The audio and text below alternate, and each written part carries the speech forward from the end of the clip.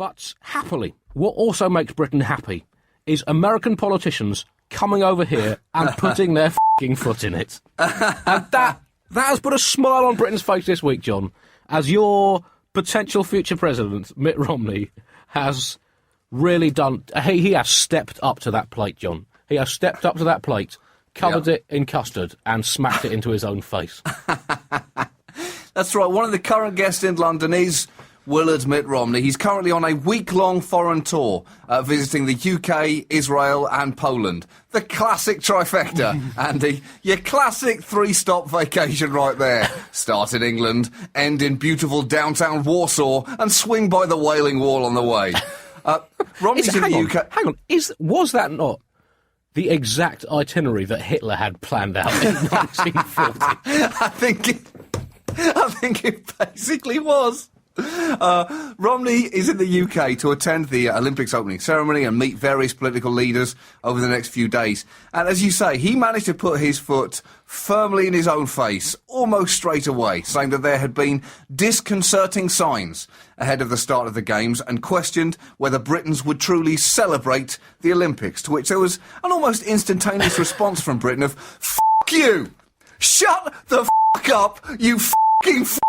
Go eat a bag of dicks!" And this is his first major trip abroad, Romney, as the preemptive Republican nominee, and it went badly straight away. England seemed to take an immediate dislike to him. It was supposed to be a strong trip for Romney. He was chief executive of the Winter Olympics in Salt Lake City in Utah in 2002, but it really does not seem to be working out well. Romney said, "It's hard to know just how well it will turn out, this Olympics. Do the British come together and celebrate the Olympic moment? That's something which we only find out once the Games actually begin." So he believes that we may not be up to this, Andy. Of course, it's worth noting that he also believes, as a Mormon, that at one point Jesus lived in America. So he's a man of strong beliefs, though those beliefs may be misplaced.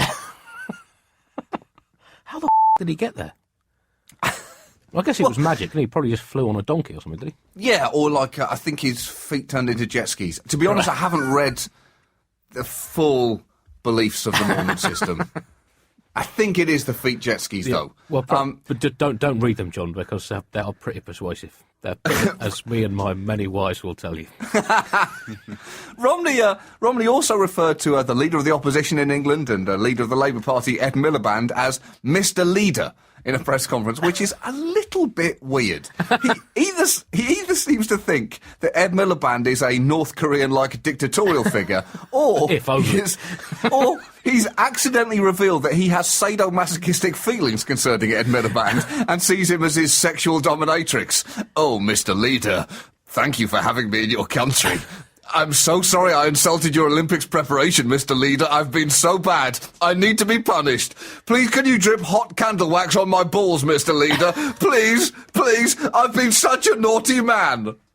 Amongst the other things Romney said, he predicted that the Games would be shit, a big pile of shit, that the opening ceremony would be, quotes, like a 10-day-old souffle in a nursing home, and that star British swimmer Rebecca Adlington would either dissolve or be eaten by a walrus.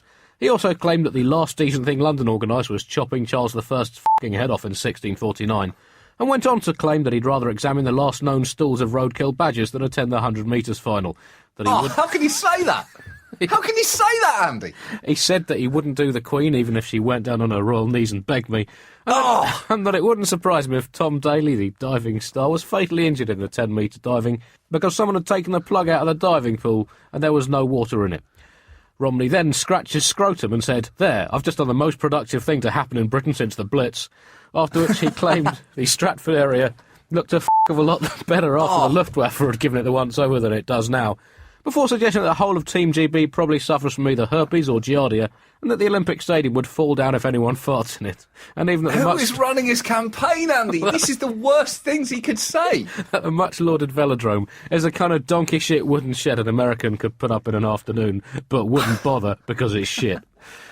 Romney, who did not actually say any of these things, but by the look on his face probably wished he had, later backtracked and predicted that London would hold a, quotes, very successful Games, before sniggering to himself, coughing, bullshit, and predicting that the basketball arena would blow away if the wind never got above 10 miles an hour.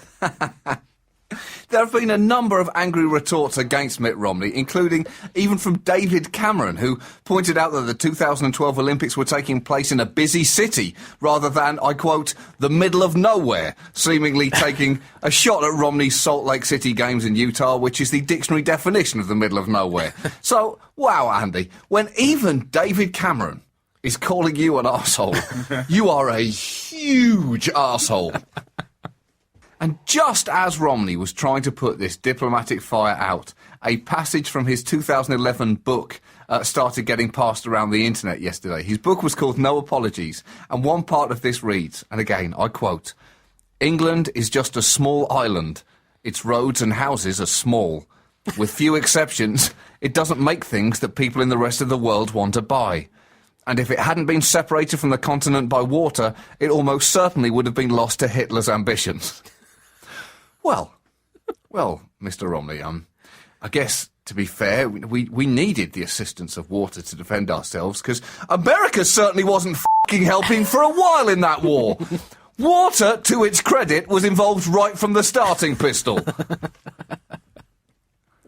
But, you know, And also, Romney, you are f***ing welcome for us helping to create your country. You're f***ing welcome. You're welcome. Yeah, if you don't think much of Britain, then you start speaking Iraqi or whatever else you'd be speaking, if it wasn't for us. If we hadn't annihilated the Native American population and tried to subjugate the people who were there and eventually... You'd have been speaking French or Spanish or possibly something. The point is, you're welcome. You're welcome. Not Iraqi, Iroquois. This was supposed to be a goodwill visit for Romney, but maybe this is just part of Romney's seduction style, Andy. Maybe he seduces people by insulting them. Maybe this is how he got his wife. He just walked up to her and said, "Hey, Anne, you f***ing bitch, let's go out for dinner sometime. Don't eat too much, though, you're looking puffy." That's basically what he's done with the American public, isn't it? There, I don't f***ing pay tax. Suck my nuts. Suck my nuts and vote for me. You two are being both very sweary and very nationalistic today. Oh, yeah. It's all those flags. It's the Olympics. It's the Olympics.